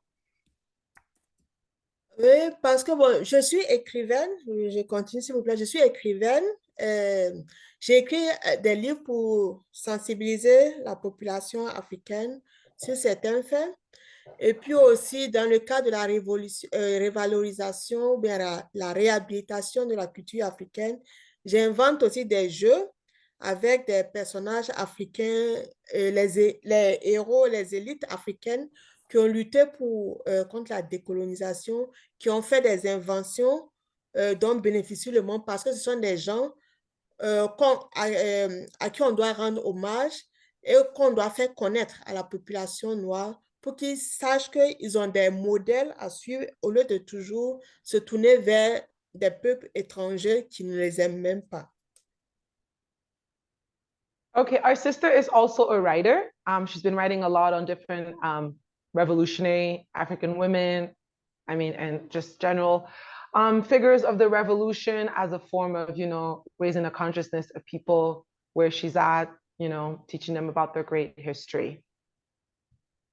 So there's, sorry, Okay. go ahead, Inem. I think two questions. I don't know if you, what you Yes. think, but I think I see one question. I think it's worth to address because we are like obviously a revolutionary Pan-African socialist space. And so I feel like we've talked a lot about patriarchy, kind of maybe under the assumption that people are familiar with Pan-Africanism and revolutionary Pan-Africanism already. So maybe we can address this question here, like what is the relationship between patriarchy, capitalism, and imperialism? And then I see another question. I think maybe we'll go to the second question after that one on the condition. Okay. So you got that one, right? To translate. OK. Eva, il y a des questions. Bon, on a peut-être assumé, peut-être qu'on a manqué de clarifier certaines choses au début parce qu'on utilise beaucoup le mot panafricanisme, patriarcat. Peut-être que ça aurait été important, peut-être, de définir certaines de ces choses au début. Oui, et clarifier en fait quelle est la relation entre le patriarcat, le capitalisme et l'impérialisme. Ils ont quelle en fait relation entre ces systèmes?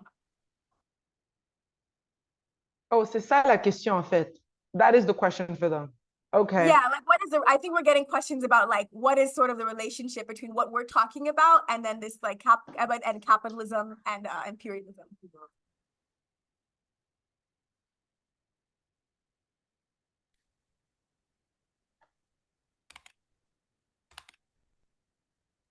Why don't we give that one to Zachariah first? Zachariah, could you speak to us on the relationship between patriarchy, capitalism, and imperialism?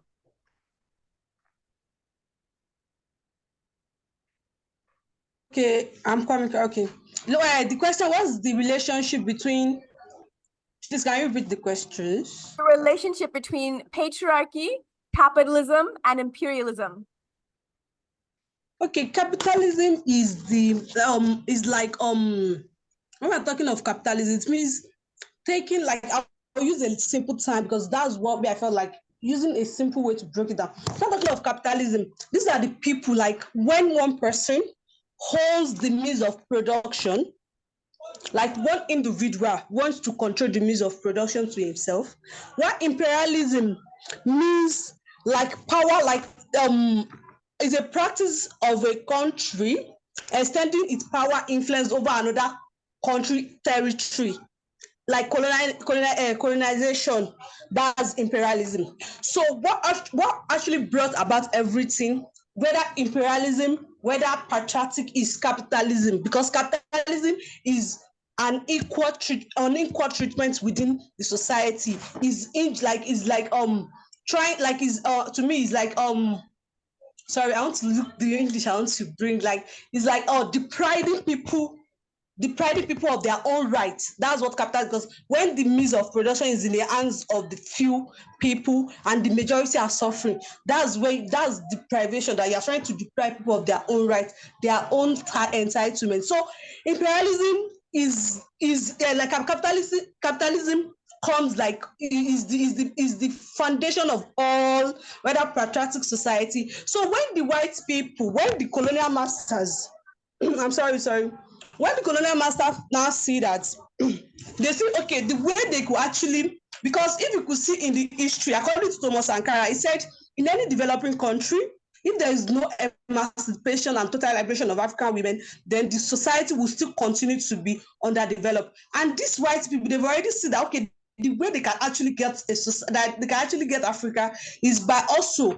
trying to create a class society, and also to leave men as the dominant. Because if you could check back from the history of women development, you will see that women have always been active and playing a role in the society. So in order to now disrupt the system, they now brought about capitalism and also patriotic society. They want the man to feel that they are superior in order to oppress women, and they also in order to oppress the development of the society. Because I felt woman is the foundation of every society. Without women, then society is going nowhere. And that's the example within us in our African country. We see that because while in a country that we have majority of African women and their voice are voiceless, and I mean their voice is not being heard, and they are also keeping them under like they felt like under the bench, which is not supposed to be.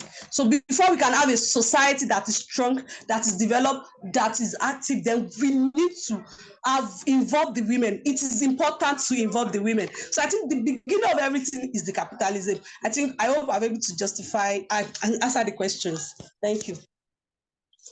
Thank you, Zakia. I think that makes a lot of sense. You know, patriarchy is a system that is, you know, inherent within capitalism. We can't see the fall of patriarchy as long as we see the exploitation that exists within the capitalist system as a whole continue. So I think you covered that very well. Prudence, you can translate it, and then I think we can give the next question then to Fatou.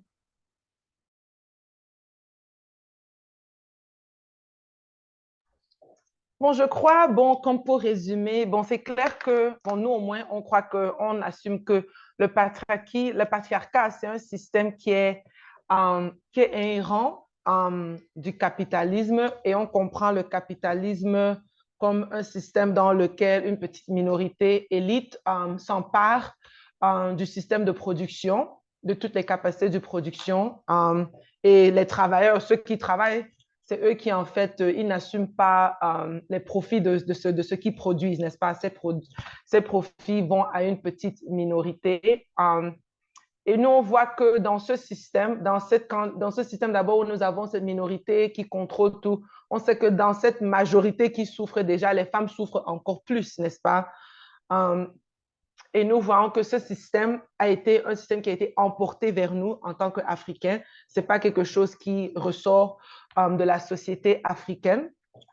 Donc, nous, on comprend notre lutte d'abord contre l'impérialisme, être aussi une lutte contre le capitalisme, ce qui maintenant finit par une lutte alors contre le patriarcat, parce que ça, c'est un système qui ressort du capitalisme.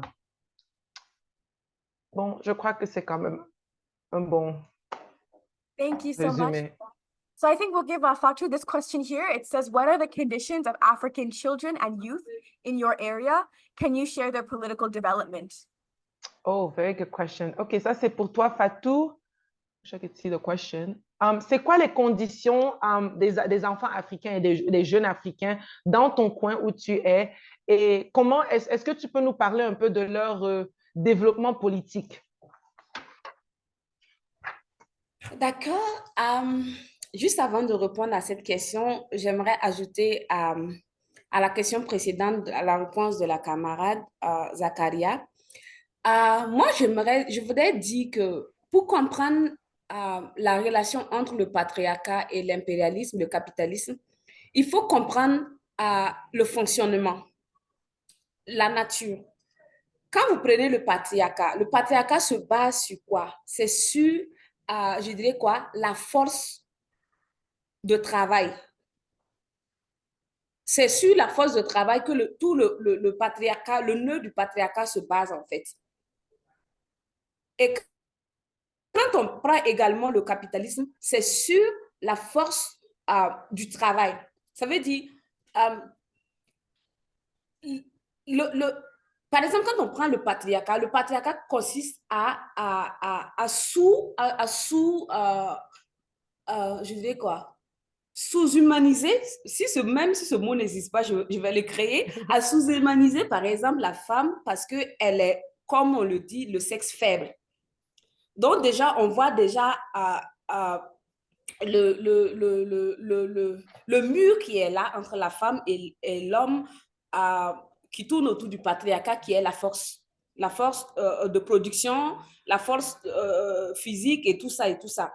Maintenant, le patriarcat et le capitalisme est aussi basé sur quoi? Sur la force de production. Donc, le capitalisme, en fait, c'est quoi? C'est un système qui va mettre, comment on appelle ça? Qui va mettre un groupe de personnes, je dirais, qu'ils jugent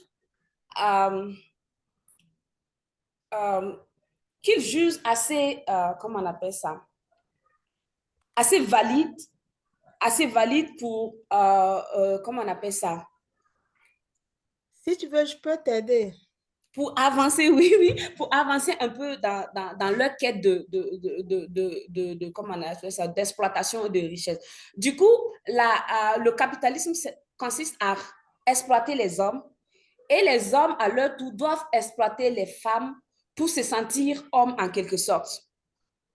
Vous voyez un peu, en fait, c'est les deux vents de pair. Ça veut dire que pour les hommes opprimés par le capitalisme, ils ont besoin à leur tour d'un boucle hémisphère, quelque chose ou quelqu'un sur lequel ils vont en fait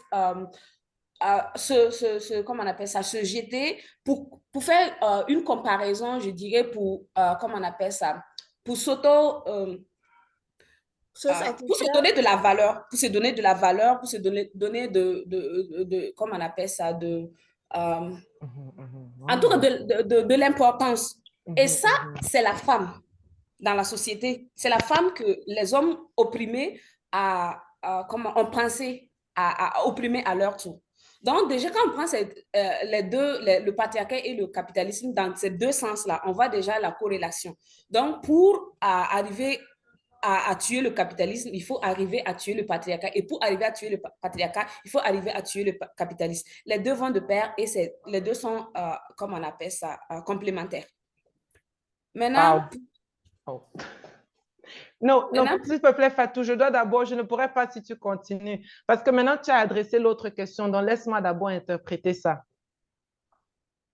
Okay, so Fatou, actually, before answering the question on children, she wanted to add to what Zakaria had said to the question on the connection between patriarchy and capitalism and I think imperialism. Okay, so she basically said that patriarchy bases itself on the force of labor, and patriarchy dehumanizes women because on the basis of the so-called weaker sex. Capitalism, which is also based on the force of labor, exploits men and women, but men now have to further exploit women in order to add value to themselves, right, as individuals. And then she says that means in order for us, if we want to get rid of patriarchy, we recognize that we have to get rid of capitalism as well, right? Like the destruction of capitalism and patriarchy is basically the same struggle. I think that was basically the jinx of that. Et maintenant, Fatou, tu vas répondre à la deuxième question sur les enfants.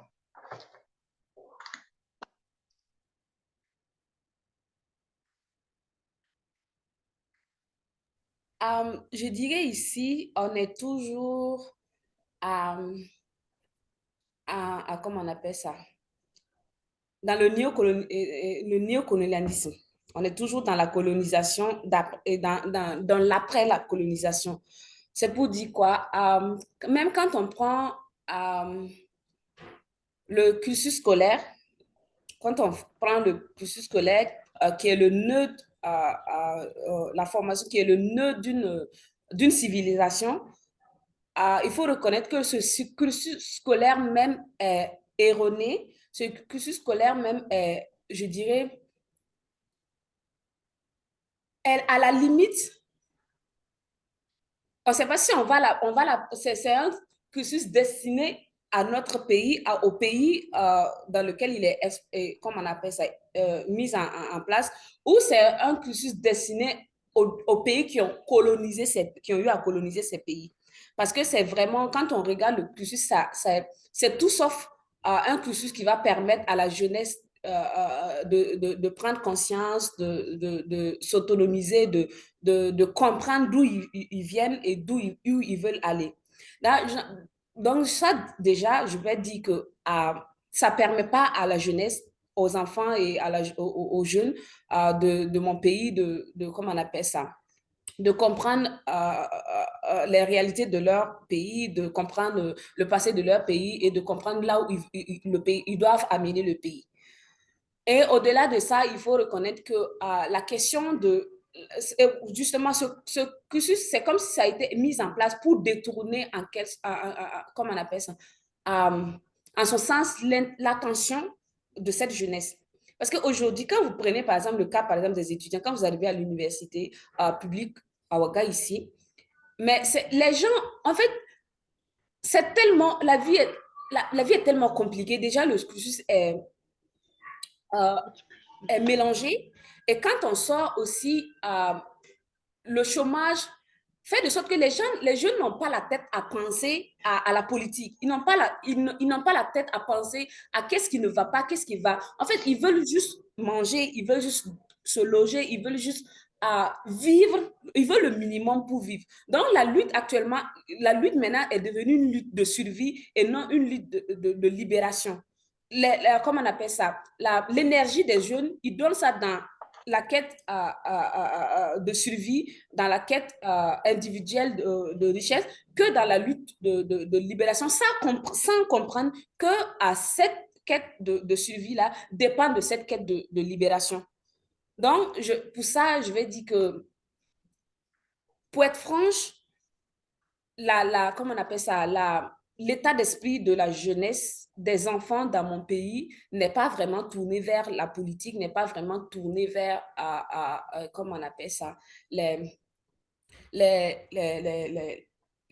question comment on appelle ça, des formations idéologiques. Mais maintenant, de plus en plus, on a cette récupération-là. Ils commencent à plus s'intéresser, à comprendre vraiment comment on appelle ça, ce qui se passe, d'où viendra leur salut et tout ça. Et ils commencent à s'intéresser un peu plus à cette, comment on appelle ça, à cette lutte. On voit des structures qui se forment, des jeunes qui rejoignent des structures un peu aidés par comment on appelle ça, les événements des dernières années qui ont eu lieu au Burkina Faso. Donc, pour le moment, c'est un espoir qu'on garde que comme avec le temps, ils vont plus comprendre et ils vont plus rejoindre la lutte.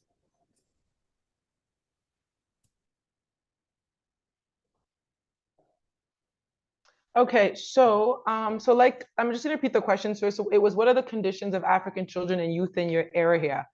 Can you share the political development? And she said that, well, she said, you know, we live, I mean, I guess not, like, she did say we live under neo-colonialism, but I guess you guys, like, technically now have a non-neo-colonial leader now. And she basically talked about the school curriculum for the most part, and how, you know, like the school curriculum, which was obviously, you know, written by those who came to colonize them, doesn't really offer the kids a proper education, because it doesn't make them want to serve their people or their country, right? In fact, the curriculum almost like it serves to do the opposite, right? To like kind of demobilize them. It doesn't encourage basically to have political thoughts or, you know, political consciousness. It doesn't encourage that, right? And she talked about how, however, with the past few years, obviously we all know lots have been going on in Burkina Faso that has helped to raise the youth's consciousness, because obviously seeing these different kind of people coming into power. And maybe we can actually add this question to her, because I feel like this very much answers the situation maybe prior to the bringing in of like Ibrahim Traoré and the development of the AES. So perhaps we can add as a second question to Fatou. Est-ce que tu trouves que les choses ont changé maintenant face au fait que vous êtes maintenant membre de l'AES? Peut-être que tu peux nous ajouter ça et conclure avec ça. Oui, j'en ai broché même un peu à la fin. Peut-être que tu n'as pas remarqué. J'ai dit, en fait, avec les événements comment on appelle ça? Les événements de ces dernières années-là, on a vu une conscience un peu collective de la jeunesse, une éveil de conscience un peu, je dirais, qui a mené mais en fait, il faut reconnaître que cette conscience, elle est, comment on appelle ça, elle est pour la lutte, elle est pour, comment on appelle ça, je dirais pour la révolution, pour la liberté et tout ça, mais en même temps, elle est moins pour la formation idéologique. Donc, c'est là où se pose un peu le problème actuellement. La conscience, les jeunes sont motivés, un peu, on peut le dire, un peu dans ce sens-là, qu'ils ont, avec les derniers événements, mais pas encore engagés dans la formation idéologique et politique, et qui est vraiment le nœud de cette lutte-là, qui est, comment on appelle ça, le moteur de cette lutte. avec, comment on appelle ça, avec l'AES, avec les mouvements qui se mettent en place, on a, comme je le disais, on a espoir. Et on a vraiment espoir que d'ici là, toute la jeunesse va comprendre que, voilà, c'est bien, il faut courir derrière la survie, mais il faut d'abord, pour pouvoir, c'est parce qu'on est enchaîné de l'autre côté qu'on doit courir derrière la survie. Et que normalement, ça ne devrait pas être comme ça. On ne devrait pas être né pour courir derrière la survie comme on le fait, mais être, avoir la possibilité de profiter aussi comment on appelle ça, des richesses, de la nature qui est, comment on appelle ça, qui a été donnée à tous les humains gratuitement, comme on le dit. Donc, qu'ils comprennent qu'en fait, ils doivent lutter pour cette reconnaissance-là, pour cette place-là, comment on appelle ça, comment on appelle ça, cette appartenance à la nature, je veux dire pas appartenance, mais ils doivent comprendre que cette nature-là, ça leur appartient aussi. Donc, ils doivent, ces richesses, tous ces avantages, en fait, les appartiennent également. Ils sont aussi, comment on appelle, sur la planète Terre, sur la Terre, au même titre que les autres humains et qu'ils ont droit aux mêmes choses que les autres humains. Peu importe leur situation géographique, peu importe leur origine, leur provenance, leur sexe et tout ça. Mais avec l'AES, on pense que déjà, le cas du Burkina, ça va vraiment beaucoup mieux à cause du dirigeant même qui est en tête, parce qu'il ne faut pas oublier que le président Ibrahim Traoré, c'est un très jeune, à la limite 35 ans si je ne me trompe pas. Donc, ça motive avoir un jeune comme ça à la tête de la nation et avec des visions aussi limpides, ça motive un peu la jeunesse à rejoindre. Donc, ça sera maintenant à nous de voir comment activer comment motiver cette jeunesse pour qu'elle s'intéresse plus à l'idéologie, comment on appelle ça, à l'éducation politique et idéologique que simplement comment on appelle ça, qu'à juste sortir, crier et puis rentrer à la maison. Okay. So yeah, so basically the question I had asked her is just like, how have things changed? Like, what does he notice between, you know, what we had before and now with the arrival, the creation of the areas? And she said that, yes, like within the past few years, there's been like a very great increase, like almost like an awakening in consciousness and rise in just general consciousness of the youth, right? Who very much support, you know, the areas and who very much, you know, they are all for it. But she did say that although there's a very great, like there's a really high consciousness, the PE, you know, that needs to accompany it is not as high, right? Whereas people are very engaged to come to the street and to mobilize very quickly to support the struggle. They want to be a part of the revolution. You know, what's lacking is the necessity to, like, the discipline to partake in ongoing, you know, consistent political education, right? So she just talked about how, like, yes, the consciousness is high, but there's just, you know, a lot of work that needs to be happening in terms of like really getting people to join organizations that do active like PE in them. So I would say that's basically wraps it up. Thank you so much. Thank you to all of our amazing speakers today. Thank you to Fatou and to Zachariah, as well as to everybody who tuned in to listen to what these wonderful comrades had to say. I think we're gonna wrap things up here. I know there's lots of other questions, so hopefully in the future we can do another similar panel, and we can even have like more and more people come on alongside Fatou and Zachariah to discuss the similar topics. So thank you so much. We really appreciate it. And we will stay in touch. As I mentioned, a lot of our motivation behind this was to have more connection between women organizers in our region. So we definitely have to continue to build relationships and to continue to work together and to exchange with one another. OK, donc nous allons maintenant conclure notre conférence virtuelle. On remercie tout le monde qui est venu. Merci d'être là avec nous. comme on l'a dit au début, vraiment, ce qui a motivé cette conférence, c'était la nécessité de commencer vraiment à créer ces liens entre les femmes qui sont intéressées à la lutte, qui veulent joindre ou qui sont déjà dans la lutte, de créer ces liens, n'est-ce pas, dont nous espérons. Je vais mettre ici dans le chat le email de la coalition et j'encourage vraiment les gens, surtout les femmes, s'il vous plaît, à nous contacter pour qu'on puisse peut-être commencer à créer cette structure dont on a parlé pour être connectés. Si même on peut juste commencer juste à se discuter de temps en temps, c'est déjà un bon début et on peut aller de là. Donc, j'ai mis le email de notre coalition dans le chat ou si vous pouvez, si les femmes, non, je pense que c'est mieux que vous nous écrivez parce que je ne vais pas pouvoir noter tous ces emails. Donc, on espère rester en contact et que nous allons avoir plus de conférences comme ça, avoir plusieurs femmes qui vont pouvoir participer. So yeah, that is all. I'm just going to say the last part. I put the email of the coalition, abaimperialisme@gmail.com. We really encourage, especially women who are here today, to please reach out to us. We talked a lot about, beginning to create these connections amongst us. So even if it just has to start virtually, it's something we need to be connected, in touch with each other. So please reach out to us so we can build whatever that platform is going to look like.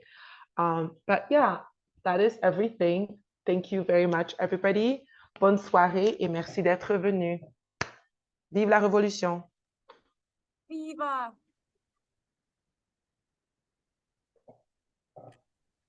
Merci, merci. Thank you, Viva! thank you. Vive la révolution. Amala! La lutte continue. En effet, ça, aussi longtemps que les problèmes ne sont pas finis, là, ça doit continuer. Forward ever. Abat le patriarcat. Tout à Avant fait. l'impérialisme. Abash! Vive l'Afrique. Abash! Abat l'impérialisme. Vive l'Afrique. Abash! Thank you, everybody.